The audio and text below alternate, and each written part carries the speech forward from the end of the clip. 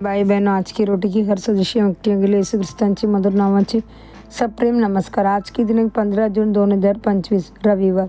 तुम्ही शत्रूंना हाकलून लावल, तुम्ही तुमचे शत्रू हाकलून लावल। लेवी 26 अध्याय 7 वचन।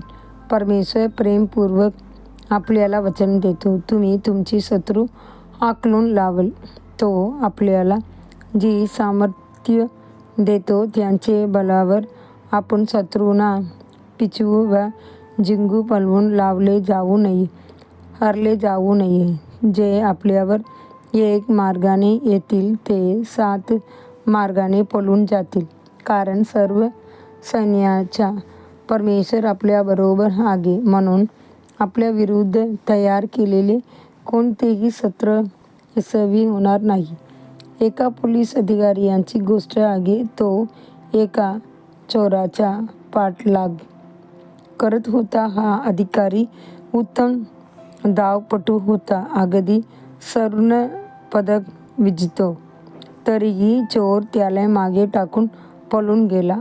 आश्चर्यचकित होऊन त्या अधिकाऱ्यानं मोठ्याने ध्वनिवर्धकावरून म्हटले, मला तुला अटक करायची नाही, तुझी कधी देशाला हवी आहे, कृपया थांब।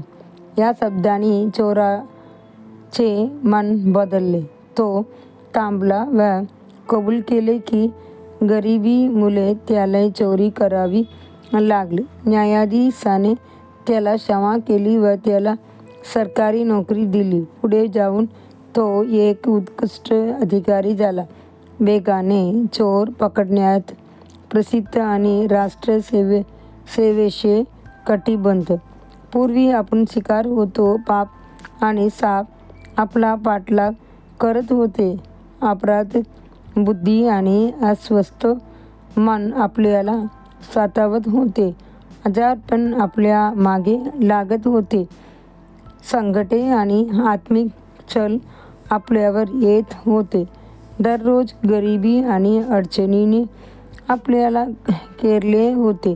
पण एका दिवशी येशू ख्रिस्त आपल्याला भेटले। आपल्यासारख्यासाठी जे सतत पळून जात होते ते आश्चर्य आणि सामर्थ्य बनले। त्यांनी आपल्याला बल दिले, तीर दिला, आपली वचने दिली आणि दैवी सामर्थ्याने आपल्याला सामर्थ्यवान केले। जे आपण पळणारे होतो तेच आपण शत्रूंना हाकलून लावणारे बनलो। त्यांची वचनावर विश्वास ठेवून आपण आत्मिक सामर्थ्याची लोक झालो। आज प्रभू आपल्याला घोषित करतो, तुम्ही तुमचे शत्रू हाकलून लावाल आणि ते तुमच्या समोर तलवारीने पडतील। लेवी 26 अध्याय 7 वचन। इजिप्तमध्ये इस्रायली लोकांवर काम करणारे अधिकारी त्याने चालत होते। त्यांना कष्टात, कडवटपणात आणि गुलामगिरीत ठेवले जात होते। पण देवाने त्यांच्यावर दया केली। त्याने त्यांना इजिप्तच्या बंदिवासातून सोडवले आणि त्यांना जंगलात नेले। त्याने टाकून देण्यासाठी नव्हे, तर त्याने बळकट करण्यासाठी। त्याने त्यांना सामान्य अन्न दिले नाही, तर स्वर्गातून मिळणारे मन्ना दिली ही तुतांचे अन्न।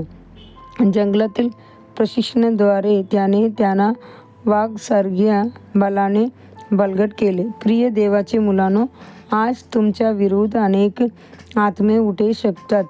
अनेक शत्रू तुम्हाला पराभूत करण्याचे प्रयत्न करतील, पण प्रभू तुम्हाला सामर्थ्य देईल आणि तुमचे शत्रू तुमच्या समोरून पळतील। तो तुम्हाला सर्व शत्रूंवर विजय देईल। धैर्यवान आणि बलवान या विचारासाठी वचन म्हणून परमेश्वराचे अधीन द्यावे।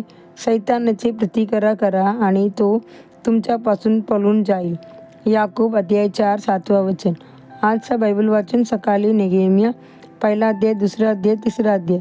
संध्याकाळी प्रसिद्धांची कृत्ये 2 अध्याय 1 से 21 वचन। धन्यवाद।